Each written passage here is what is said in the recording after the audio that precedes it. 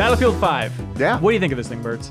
I generally like it. The way I've been explaining it to people in the office, it feels like the most EA game that DICE has made so far. That is the worst thing you can say to the I should internet. say the most EA Battlefield game, because obviously there's the Battlefront situation. But that's just a bad thing? No, and I'm coming from that with the perspective of someone who plays all the sports games every year. You know, it feels really iterative is what I'm kind of getting at. You know, like there isn't one signature standout thing about this game to me at this point. We've been to World War II before. That's not really new. They're been a while, but doing yeah. some new set. Well, I played it last year in Call of Duty. Right. You know, like it's not a new theme in the video game world. The gunplay, they have done a lot better job at that, but that's like an iterative thing again. You know, like the guns are more predictable, which I really like because you can kind of gain mastery over the weapons, whereas with the weird bullet deviation before, you never really knew what you were going to get. Yeah. You know, I really like that. The squad, I like generally most of the changes they've done to the squad format. The attrition system where you have a little bit less health, you don't full regen, you know, you need health packs. You have a little bit less ammo. Not enough where you feel hamstrung unless you're on a major killing streak, but you know, you need a support guy to throw you ammo, or you need to go to one of the ammo boxes. So I like what they've done with the general dynamic that's always been in Battlefield. The one thing I don't like probably is I think the medic class needs another gun type, because the SMGs are really good in short to medium range, but there's some maps like Hamada where you're fighting on long distances all the time, and that gun is worthless, and you need medics. Why do you always play medic? I don't always play medic. I But it's play your number mainly one? assault.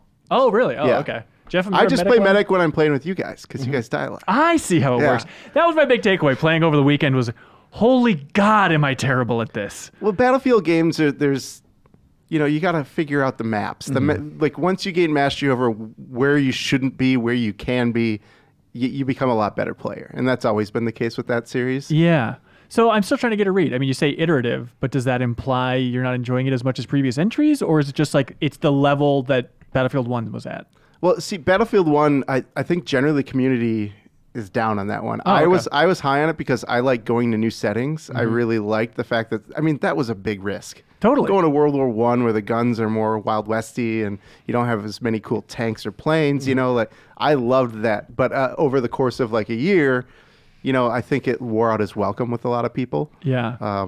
This one it feels more in line with a traditional Battlefield experience. It doesn't feel like just more Battlefield 1 to me. Right.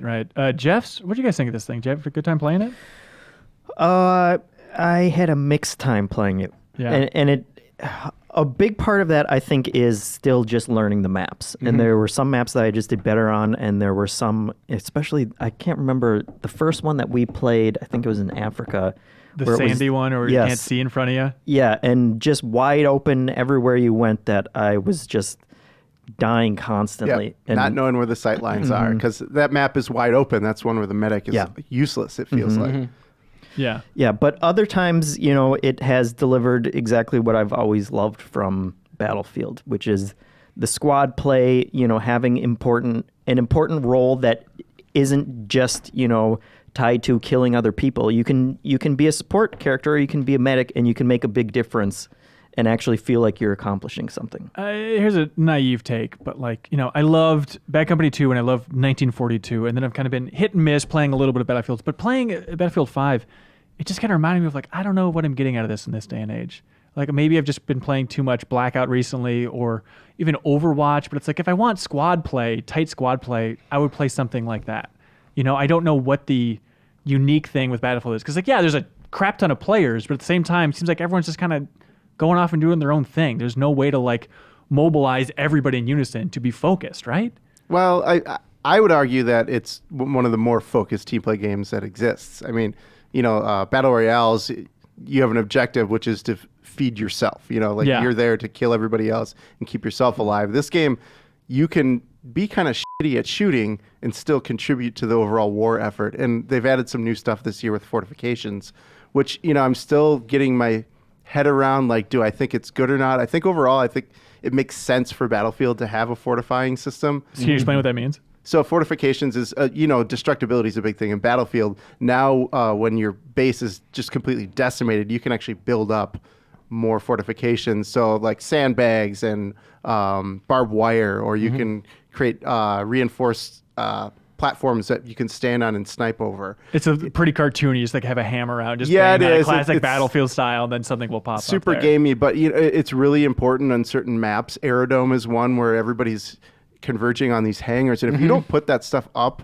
you can put up these big like giant like metal things that prevent tanks from rolling in there. Yeah. You don't do that, you're dead. Yeah. You have to do that. And it's something where maybe I'm not the best guy with a gun. I want to do something. I want to have fun with my friends. Fortifications and playing as a medic are things that you can contribute, and you feel like you're scoring a lot of points, and you feel valuable. Oh, good. And no other game really does that. Yeah, that absolutely. well. Like playing as a medic is super rewarding in this. I love that because like you can revive your squad members when they die, but like a medic, obviously they can revive anyone that's fallen. So And it's it's a lot super great to faster, look. too. It's way faster. Yeah.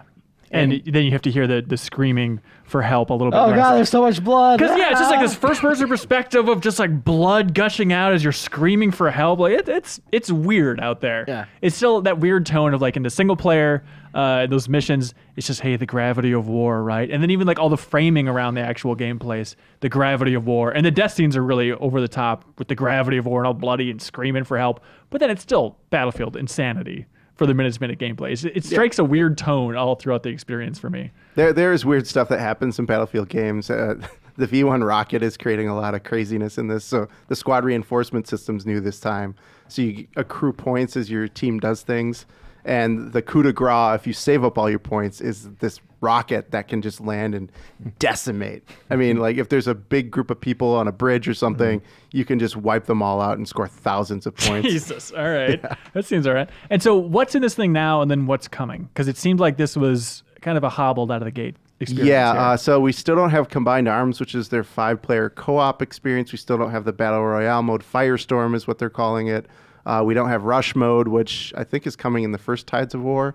There still is Breakthrough, which is like the updated version of Rush that made up Operations last time, which I loved.